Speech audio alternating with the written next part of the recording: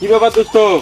দোস্ত, এখানে বসে মনে হয় কিছু জানি চিন্তা করতেছো, তুমি টেনশন করতেছো। আর কই না দোস্ত, আমি একটা মেয়ের সঙ্গে প্রেম করছিলাম। হ্যাঁ? আজকে 3 দিন ধরে আমার ফোনটা রিসিভ করতে হবে, ফোন বন্ধ করে ফেলাইছে। আমি যে কি জ্বালায় আছি ফোন বন্ধ করছে? হ্যাঁ। ও, তুমি তো সেই একটা আশা ফাঁসছো গো দোস্ত। তাকে মায়া বলে, বুঝছো? মনে করো, জীবনে যদি কিছু করতে চাও কিংবা ভালো থাকতে চাও, তাহলে পৃথিবীতে তুমি আর যাই করো না কেন, সব কিছু করো, সমস্যা নাই। কিন্তু মানুষ হয়ে কখনো মানুষের মায়ে পড়ো না।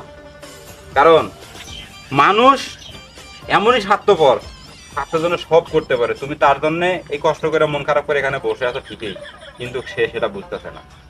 তুমি মায়ায় পড়ে গেছো, বুঝছো? সেই দিনগুলো ভুলে সামনের দিনগুলো নিয়ে ভাবো, ওর কথা মন থেকে বের করে ফেলো। মানুষের মায়ে কখনো পড়বা না, ঠিক আছে?